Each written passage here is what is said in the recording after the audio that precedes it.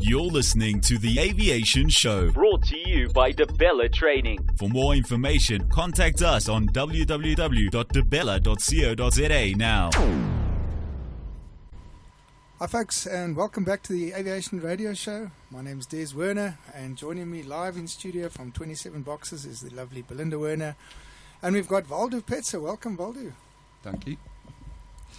So today we're going to talk about airworthiness. Yes, it's one of my favourite subjects, and that is why we got Waldo in, because he's an absolute expert in it. They say so. Okay, Waldo, so you're going to kick off by telling us a little bit about your background and where you come from and how you fit in and why are you such a airworthiness, almost said inspector, an airworthiness expert. Okay, just for myself, thank you very much. It's the first time being on air and for allowing me the opportunity. Just in brief, where I came from, I started in aviation about 22 years ago as a mechanical apprentice. At South African Airways back in the days. Went through various workshops, building engines, work on big aircraft, up until about 2008. And from 2008, I took on general aviation, which was a different topic coming from SAA, because you're only exposed to that type of aircraft. In any case, I started in general aviation at the various private companies, being maintenance managers, looking after various types of aircraft from a maintenance point of view. Ended up currently working for a company.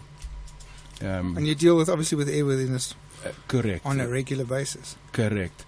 I'm the responsible person aircraft at the moment, which I call it from the regulatory point of view, which is a post holder in operators, the AOC, and looking after the continued airworthiness, which is the topic we're going to discuss today, for about 45 aircraft. Varies from small little caravans up until 70-seater ATR aircraft. Yeah.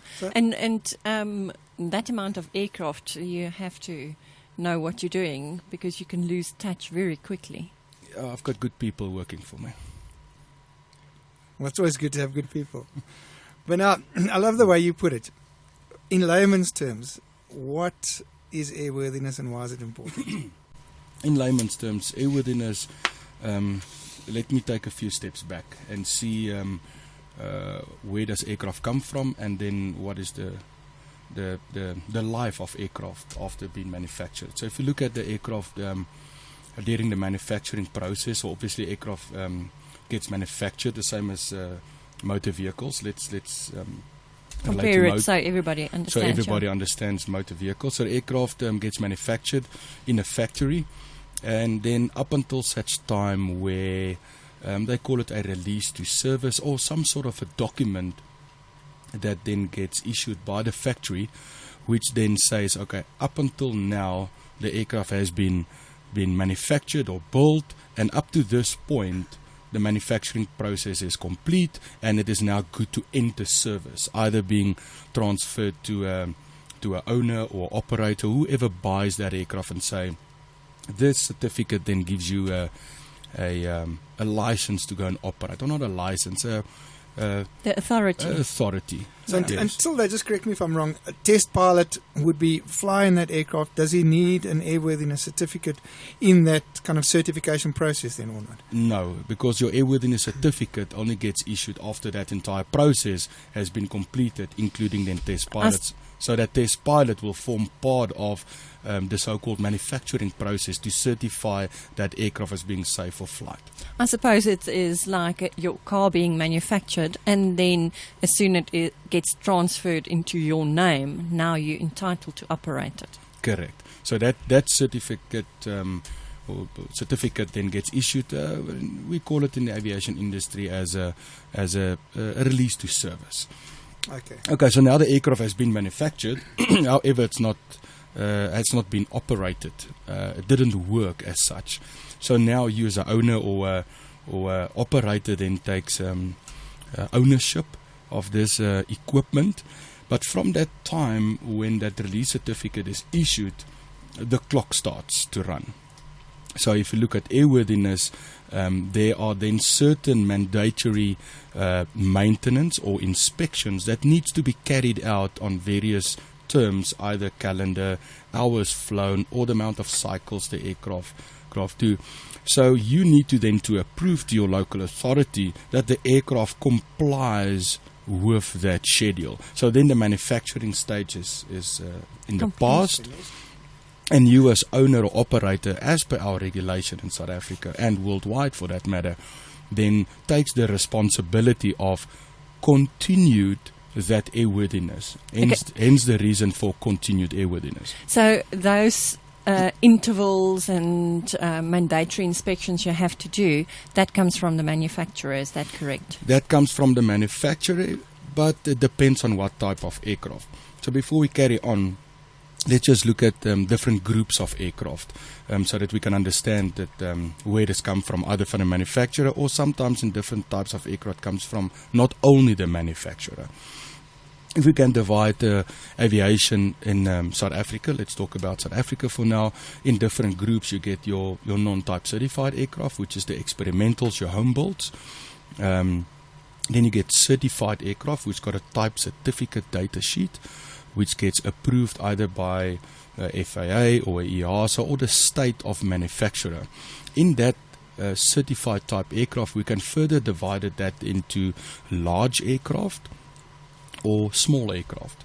Into the large and small, you can further subdivide that and say, is that aircraft being applied commercially or is the aircraft applied for general aviation? In other words, there's no commercial aspect while operating that aircraft. So can I just ask you quickly, so say for example you've got a microlight, would that require an airworthiness certificate or a glider or something very basic, like an entry level? So if you look at what you mentioned now, a glider or even a hot air balloon or any experimental, it does get covered by our local authority, but by an institution called, or a part of SACA, which is called RASA. Okay. RASA then takes care of your recreational type of aircraft. The word certificate of airworthiness, no, those type of aircraft don't get issued a certificate of airworthiness. They get issued something which they call an ATF, which is authority to fly, which is the equivalent to the certificate of airworthiness if you look at certified aircraft. All right, so you can't go and build this thing from Pete on his farm, can't go and put together a thing with pipes and just expect it to fly. There's got to be some or other certification process. Is that, I'm understanding correctly? Anybody can build anything and go and fly with it. Okay. Whether it's legal, that's a different debate. So if you want to go the legal route, which we prefer going, yes, you can go and build. However, there are certain requirements. There must be approved plans for that particular type of aircraft being built. You must request or register that build with the CAA. The CAA then assigns an inspector to that project, and he will come and oversee that project to see that you are building according to that plan. So yes, it's possible, but there's a legal way of going that way. So then, according to the law, that would make it then airworthy if he's gone that correct process. If he gone that correct process and it is a non-type certified aircraft, normally the registration being applied to that type of aircraft in South Africa is your ZS, your Zulu uniform type of registrations. And that's also just a quick way to distinguish between non-type certified aircraft and type certified aircraft. Okay, let's just make sure that everyone understands. CAA is for the Civil Aviation Authority. So does that mean that military aircraft is totally not covered by the civil side? They just look after the civil register, not after the military stuff. Absolutely. If you look at the military aircraft, is not governed by CAA whatsoever. However, the military then has got their own quality and safety processes. They also follow a maintenance schedule which is supplied by the manufacturer. However, our local South African Civil Aviation Authority, as the name say, has got no jurisdiction over that aircraft. Not even during their flights, they get allocated a different military flight number. And they have their own military bases like Waterkloof. Exactly. So if you want to fly there as a private citizen, you must have special permissions to go in there. I don't think we'll get into that. Yeah. So why is there so much focus then on airworthiness in general aviation? Well, obviously, let me just go one step back and say where the airworthiness starts. Obviously, when the aircraft gets manufactured, then our local authority, because it's commercial, there's lives at stake here. You're transporting life, human life or animal life, for commercial purposes or non-commercial purpose. So they must make sure that that aircraft maintain its airworthiness state after being manufactured. So the type of documents and systems, programs in use today, to come back to your question, is who then issue that program, the manufacturer. If you look at the smaller type of aircraft, your Chapter 5, which form parts of your maintenance manual, then describe your maintenance actions that needs to be followed, or tasks for that matter. Each task has got a different interval, either based on calendar cycles, which is a takeoff and a landing, or it could be an engine start and shutdown. It could be an engine start, takeoff power selected, and then shutdown. So it varies from manufacturer to manufacturer. So you will get your maintenance requirements in that chapter. If we're talking about bigger aircraft, if I talk bigger aircraft in today's regulation, which is covered under Part 121, is aircraft with having more than 19 seats. That's 19. In our previous regulation, they had a cut-off between large and small based on your max takeoff weight. However, in the new regulation of 211, they've made it up to seats. Excuse me. Yeah, and the old one was 5,700 kilogram max all-up weight. So if you talk about the bigger aircraft, those aircraft don't have a Chapter 5 in their maintenance manuals. They get, or the manufacturer issued a document which they call the MPD, which is a maintenance planning document. And that maintenance planning document gets derived from a maintenance review board.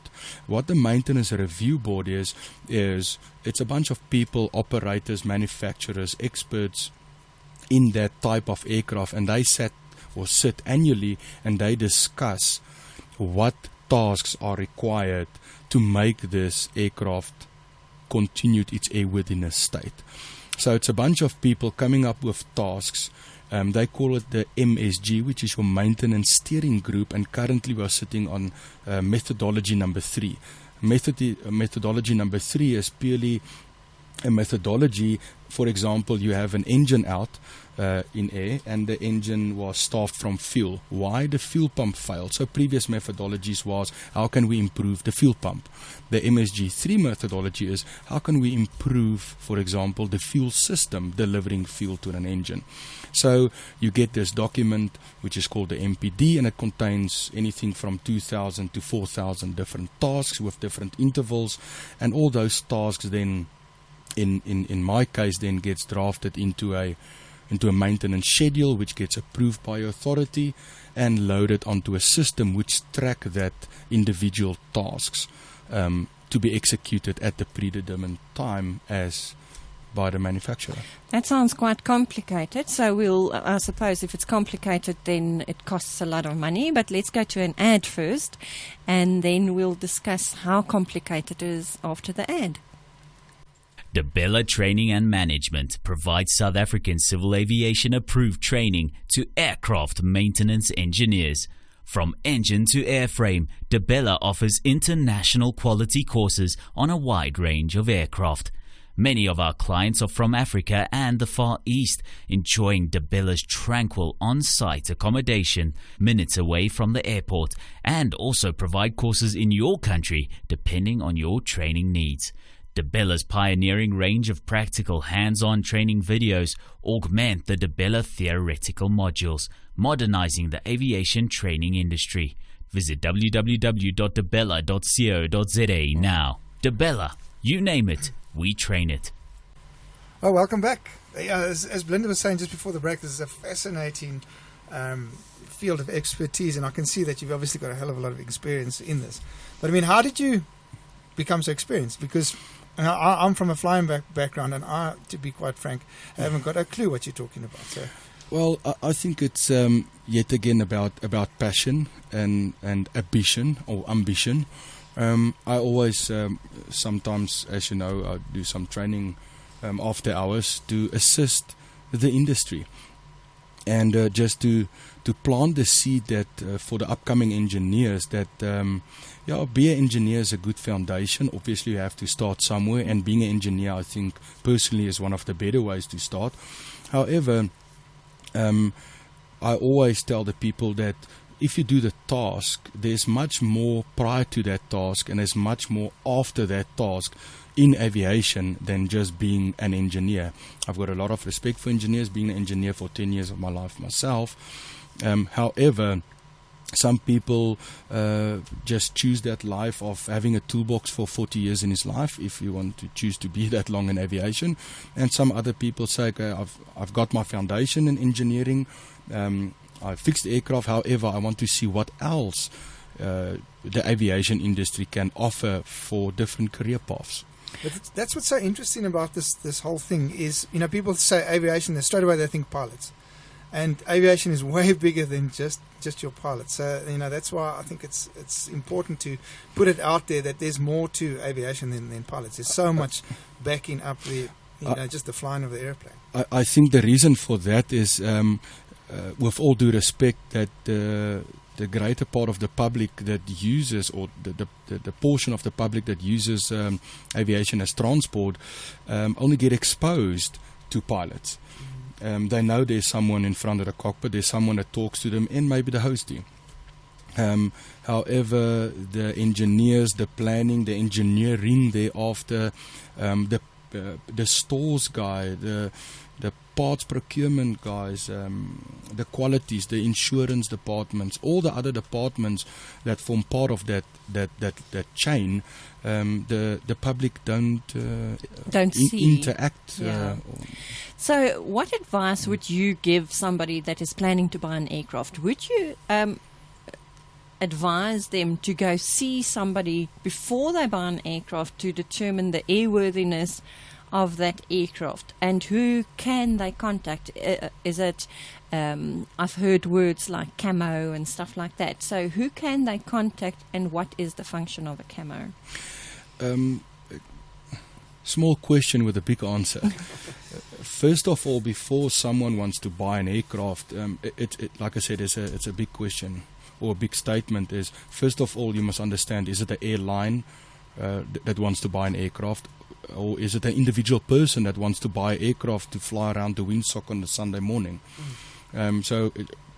However, the basic stays the same, and the basics is to do your homework. First of all, it's like buying a car. Do you want an SUV? Do you want a pickup truck? Do you want a sports car? So, in other words, what is the purpose of that aircraft? Everything's got a price tag. The faster, the higher, the heavier, the bigger your wallet, obviously. So first to determine is what is the product you require in an aircraft, and then go and speak with someone like DTM, which has got exposure to a lot of aviation personnel from various backgrounds, from engineering to myself, for example. And then speak with someone to say, what are the costs associated, what are the logistics associated in keeping an aircraft airborne. It is not just putting in fuel and press a button, start an engine and get liftoff. There are various vigorous regulations controlling and regulating maintenance, one aspect of an aircraft, and also the flying, like this should be aware of from a pilot's point of view. So it's not just getting in and fly for your own safety's sake, however also for the general public on the ground. You might kill yourself, but you can also fly into a home or to a vehicle, and you can kill someone else in that matter. So get in contact with an institution that deals with aviation training or whatever the case is for aviation, and then start doing your homework first of all. But obviously the implications behind not complying with this is you're going to pay with it with your life. But I mean, what are the legal implications? Are there fines? How does that side of it work? Implications is a big thing. Like you said, there are legal implications. For example, the CAMO aspect. CAMO, Belinda mentioned, stands for the Continued Airworthiness Management Organization. Although the organization don't exist or is not recognized within South Africa, but it's a general international term that takes care on behalf of an owner or operator to make sure that the airworthiness of that aircraft is up to Looked after the and- requirements yeah. of the law, so the owner can get in and fly. So hence the reason for owners or operators employing a person or a department or a company who has got the CAMO, so to speak, capability. So if you are not complying with the 2000 and 4000 tasks and the regulation, our local regulation on top of that, plus regulatory authorities like EASA with regards to airworthiness directives also that gets issued from time to time. The implications are, first of all, you are against the law. If you are against the law, it's criminal. Then there is a safety aspect. It's not like get into a car and you get to a situation where you say, oh, I'm not trained to control a vehicle, stop, phone someone to come and assist you. If you are up there, then there are certain training that needs to happen before the time. To prevent to kill people, to kill yourself, and to have a safe airspace up there. Because everybody operates by the same rules. Absolutely. And you think that there's a lot of cars on the road. Yes, there are. However, if you go into aerospaces like Europe, and they are very, very congested. It is a highway, physically or literally a highway up there. It is, and that is also why they brought in the RVSM, which is Reduced Vertical Separation Minima, because the airways just get too busy. To make space, yes, Yeah. absolutely, to make more space. Oh, that's very interesting there. Well, we're running out of time here quickly. Just before we go to stories, tell me quickly, who needs to be trained under CAMO? Just the list of people that need to receive the training. Well, if you look at CAMO as in my case, it is a department, and there are various types of personnel doing various types of functions.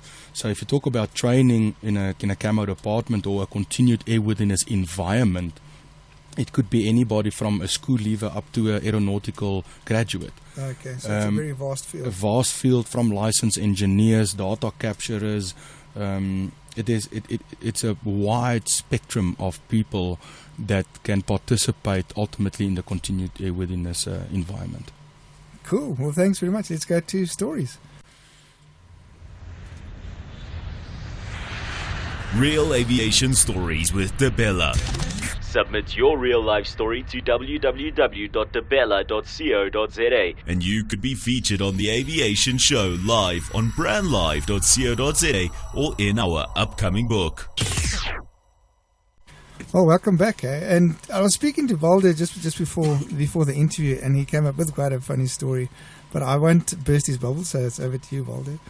Like I said, when Desel asked me to tell a story, and it must be funny, it was quite difficult, seeing that we are working according to procedures all the time, and facts and figures. So there's nothing actually funny in my environment. However, sometimes I also travel for various purposes, and something funny that I heard during one flight is that, as you might know, is before your takeoff and after landing, that's actually the only time that you communicate, or the cockpit communicate to the passengers and public.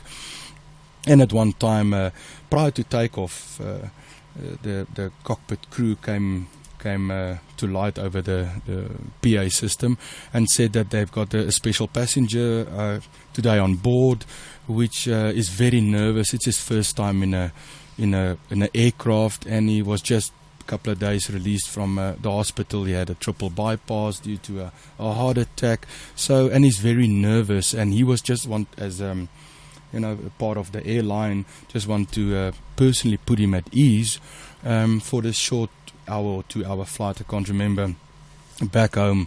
And everybody, even the lady next to me, said, "Oh, shame, a poor guy, and we wish him all the best, and hope he survives the flight and won't be so nervous." And the cockpit crew then also said that, you know what, once we landed, we will tell you who it is, so that you don't bother this person during flight, because he's not in actually good health. He's still recovering after the open heart surgery he had. And so to speak, we landed in ORT, and the cockpit crew again came on air with the PA system and said, "Oh, thank you very much, welcome to Johannesburg, welcome home, and we just want to say that the patient survived it, and if you walk past the door on your way out, you want to say, you know, all the best of luck.